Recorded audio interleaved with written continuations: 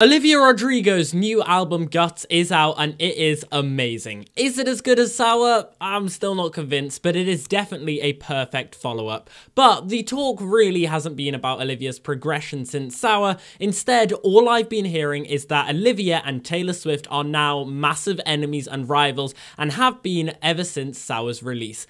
This is all just so mad and confusing to me because I really don't think any of this is true at all, and it's just the media going against both women, comparing them when they are just very different. So let's go through all the reasons why they might be against each other and in some sort of massive feud, but also why they really aren't and that the media just wants to get attention. Let's get into it. Taylor Swift has been massive for 17 years now. We know she is the music industry.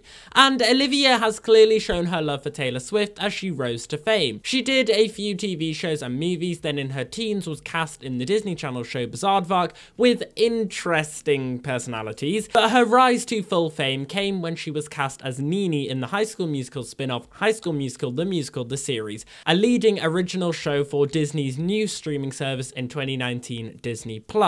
This show allowed Olivia to show off her singing talents, including her being able to write songs for her character in the show, such as Just for a Moment, which she collaborated with Joshua Bassett for, and All I Want, which was then a single in 2020, reaching the Billboard Hot 100. This propelled Olivia into her music career, with the beginning of 2021, Olivia releasing her debut #1 single, Driver's License, followed by Deja Vu, Good For You, and eventually the release of her debut album, Sour. And throughout all of this, Olivia expressed her love for Taylor Swift, speaking about her in interviews, covering her songs on Instagram during lockdown, and posting videos of her singing along to Taylor in the car. It was very obvious that Olivia was a massive Swiftie. And once Driver's License was released, who was it who Olivia was comparing herself to? None other than her idol Taylor Swift, who had recently released her 9th studio album Evermore a month before. The two began publicly commenting on each other's posts in the spring of 2021, getting the media invested in their newfound friendship and almost their mentor-student type relationship. And very soon they were promoting each other's music, with Olivia putting out promotional videos for You All Over Me from The Vault, the first Vault track from Taylor's first re-recorded album Fearless Taylor's version, and fans speculating Taylor and Olivia might even collaborate on future music. This all built up to the 2021 Brits, where both Olivia and Taylor were attending. Olivia posted she would be wearing a red dress, suggesting to fans it was an Easter egg for her collaborating on Red Taylor's version. And finally, the two met at the Brits, with both posting on their social medias that they were excited to finally meet in person. And then everything kind of just stopped. Sour grew to huge amounts of unmatched success, breaking every debut record you can think of, and suddenly Olivia Rodrigo became the brand Olivia Rodrigo, and any sign of Taylor Swift had gone. And I will admit, it was very noticeable, and this has led fans to think they suddenly had some massive falling out. Not helped by the fact that many of Olivia's most successful songs ended up being sued and half the earnings going to other artists, including Taylor Swift. Good For You was sued by Paramore, who would receive 50% of earnings, estimating to $1.2 million. One Step Forward and 3 Steps Back already used a sample of Taylor Swift and Jack Antonoff's Reputation track New Year's Day, so they already earned money from that. But then Deja Vu apparently was too similar to Cruel Summer from the album Lover, which even today I can't really hear, meaning Taylor Swift's team got 50% of that song, as well as amounting to $325,678 to Taylor herself, and another $260,542 to Jack Antonoff, with St. Vincent getting $65,135. And that is not including the earnings they had already gotten from One Step Forward, 3 Steps Back, and the earnings that they continue to get from every time Sour is either streamed or bought. And you can see why this would be so upsetting for Olivia. She described, "It was really frustrating to see people discredit and deny my creativity," with Dan Negro saying, it seems like people get funny about things when songs become really popular, which I do have to agree with, considering Olivia clearly didn't mean to copy, and songs can so easily sound the same now with the same basic chords, not to mention how successful these artists who are stealing from her already are. Do they really need to take money from a young upcoming artist? So many think this is the reason why she stopped posting about Taylor Swift, but I'm still not sure whether it is. I do think this might have weakened their friendship, but not to the extent where Olivia would stop becoming a fan, like how the media seems to think. Because people seem to forget in this argument that it isn't just Taylor Swift that Olivia stopped posting about after the release of Sour. Anything that was to do with her past before Driver's License was also deleted and hasn't been posted about since, including her time on High School Musical, the musical, the series, with the only post remaining being the season 3 premiere, which was when she left the show. And we've seen this with so many Disney artists over the years: Selena Gomez, Demi Lovato, Miley Cyrus, the Jonas Brothers, and stars who aren't artists as well, like Peyton List, Bella Thorne, Zendaya, and so on. And that is in an attempt for people to recognize them without the Disney brand looming over them.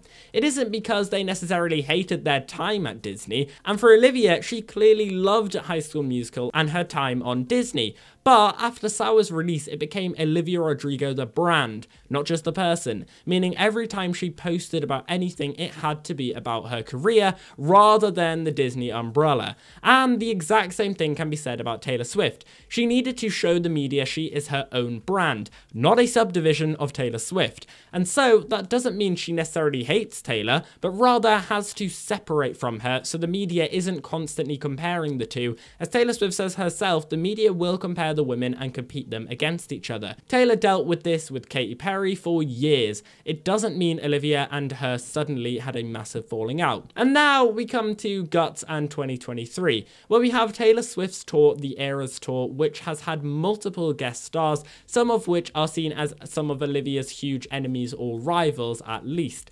The biggest one being Sabrina Carpenter, who was believed to be the centre of Olivia and Joshua Bassett's love triangle, which Driver's License and practically the whole of Sour was about, which then fueled the fire between Olivia and Taylor's potential feud, considering Sabrina then went on to perform at the Eras Tour. And Olivia Rodrigo still hasn't attended the Eras Tour yet, but she has simply said it was because she was busy, and fans instantly thought that was because of their feud.